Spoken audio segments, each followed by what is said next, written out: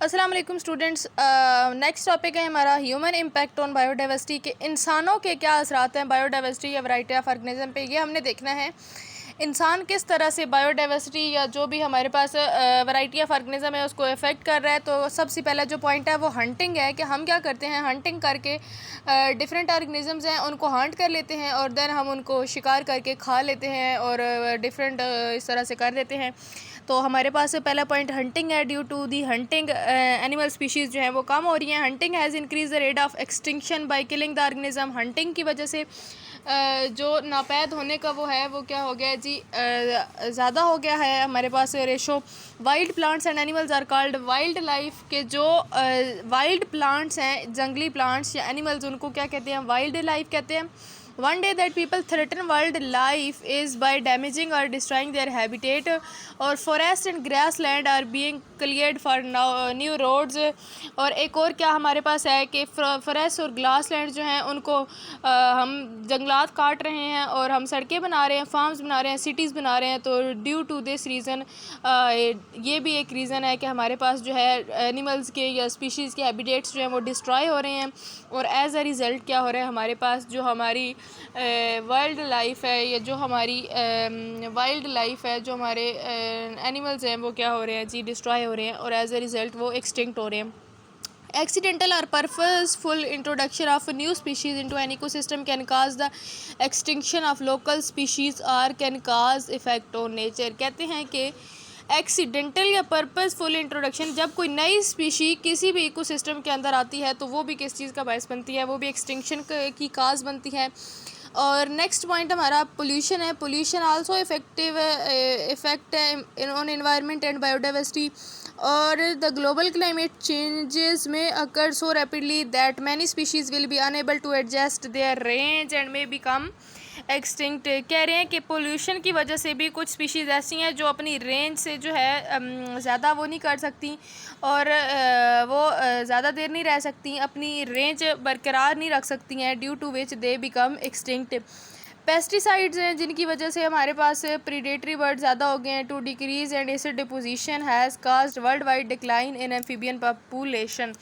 Pollution की वजह से किस तरह से कि हमारे पास हम डिफरेंट पेस्टिसाइड्स यूज़ करते हैं, ड्यू टू विच हमारे पास पोल्यूशन इंक्रीज़ होती है और पोल्यूशन इंक्रीज़ होने की वजह से कुछ एनिमल्स हैं जो क्या हो जाते हैं जी, एक्सटिंक्ट हो जाते हैं। देन डिफॉरेस्टेशन है। डिफॉरेस्टेशन में यहाँ पे बता रहे हैं कि इंसान बहुत बुरी तरह से लकड़ियाँ काट रहा है और जब इंसान लकड़ियाँ काटेगा तो हमारे पास जो हमारे फॉरेस्ट्स हैं या जो हमारे जंगलात हैं वो क्या होंगे जी, ख़त्म होंगे। और जंगलात के ख़त्म होने से जो जंगलात में आबादी रहती है, जो डिफरेंट किस्म के एनिमल्स रहते हैं, जो डिफरेंट किस्म के प्लांट्स हैं, जो डिफरेंट किस्म के ट्रीज़ हैं, वो क्या होंगे, जब आप जंगलात ख़त्म कर देंगे तो वो भी ख़त्म हो जाएंगे। एज अ रिज़ल्ट हमारे पास टिम्बर हम ख़त्म करें। यहाँ पे ये बता रहे हैं कि the cutting down of trees, destruction of forest, leaves the soil barren which is called deforestation हो जाती है। और we are destroying forest. Number 1 है for timber to get land. Timber हासिल करने के लिए हम करते हैं लैंड करने के लिए for agriculture, then to make roads, airports etcetera. हम सिटीज़ की डेवलपमेंट के लिए, हाउसेस के लिए, buildings, the settlement to over increasing number of human population. जैसे जैसे ह्यूमन पॉपुलेशन इंक्रीज़ हो रही है तो वैसे वैसे हमें हमारे पास जितनी भी फॉरेस्ट्स हैं हमें उन सब को क्या करना पड़ रहा है जी, ख़त्म करना पड़ रहा है। और एज ए रिज़ल्ट हमारे पास जो जितनी भी आबादी है वो ख़त्म हो रही है। इन शॉर्ट हमने ये कहना है कि हम डिफॉरेस्टेशन क्यों कर रहे हैं कि हमारे पास पॉपुलेशन इंक्रीज़ हो रही है, due to which we have needed more land for making roads, for making house, for building the settlements of over increasing number of human population, for agriculture, for timber, furniture के लिए आप कह सकते हैं, और for to get land for grazing, और grazing के लिए लैंड हमें चाहिए होती है तो हम उसके लिए भी जो है वो क्या कर रहे हैं, फॉरेस्ट को ख़त्म करें। नेक्स्ट हमारे पास आ जाते हैं इफ़ेक्ट्स क्या हैं डिफॉरेस्टेशन के on biodiversity. Effects of deforestation on biodiversity हमने देखने हैं। Removal of forest causes soil erosion. सबसे पहले तो हमारे पास सॉइल इरोजन होगी, फिर हमारे पास silting up of lakes, rivers, और ये सब क्या हो जाएंगे जी, सूख जाएंगे। And flood on the loss of thousand of species of animals and plants. और trees can grow on hill sides even when the soil layer is quite thin. कहते हैं कि हिल साइड पे भी ट्रीज़ जो है वो ग्रो कर जाएंगे। और when the trees are cut down at the soil is ploughed, जब हम ट्रीज़ को काटेंगे और साइल जो है वो हमारे पास हम हल चलाएंगे तो there is less protection from the wind and rain. अगर हिल साइड पे होंगे तो हमारे पास प्रोटेक्शन जो है वो विंड और रेन से हम काम कर पाएंगे, उनकी प्रोटेक्शन नहीं कर पाएंगे। Heavy rainfall washes the soil of and hill side into reverse. और जब ज़्यादा बारिशें होती हैं तो हमारे पास जो हिल साइड्स होती हैं वो हैवी रेन की वजह से क्या हो जाती हैं जी, आप कह सकते हैं कि बह जाती हैं। The hill sides are left bare and useless and the rivers become choked up with mud and slit and can cause floods. और sedimentation has halve the lives of reservoirs that is Tarbela dam. अगर आप sedimentation कर भी लेते हैं तो भी जो है वो हमारे पास जो ज़खायर हैं वो क्या हो जाते हैं, कम हो जाते हैं। सेडिमेंटेशन की हुई है जी तरबेला डैम में की हुई है, मंगला डैम में की हुई है। हाइड्रो इलेक्ट्रिक स्कीम्स और इरिगेशन प्रोग्राम्स के ज़रिए इन्होंने क्या किया है जी, कुछ इन्होंने बचाने की कोशिश की है जो कि ज़्यादातर कामयाब नहीं होती। देन हमारे पास about half of the rain comes from the transpiration of trees themselves. ज़्यादातर जो बारिशें हैं अगर हम साइंटिफिकली देखें तो बारिश किस तरह से आती है कि ट्रीज़ की वजह से ट्रीज़ अपना जो पानी है वो ट्रीज़ का पानी जो है इवेपोरेट होता रहता है वो एज अ रिज़ल्ट आपने ओजोन लेयर और ये सारा प्रोसेस पढ़ा होगा। तो जब इतना पानी हो जाता है तो बारिश आती है। साइंटिफिकली जो है उनका ये कहना है। तो ये कह रहे हैं कि about half of the rain comes from the transpiration of trees themselves. Trees की वजह से बारिशें आती हैं। तो clouds which are formed from this transpired water help to reflect sunlight and keep the region relatively cool and humid. कहते हैं कि वो क्लाउड्स जो ट्रांसपायर्ड वाटर जो प्लांट से हुआ है वो उससे क्या करते हैं जी, हेल्प करते हैं कि क्या करने में, सनलाइट को रिफ्लेक्ट करने में और फिर जो इन्वायरमेंट है उसको ह्यूमिड एंड कूल रखने में।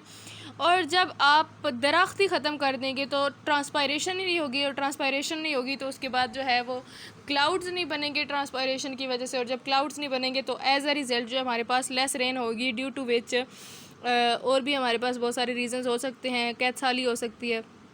The temperature range from day to night is more extremely and the rainfall reduces.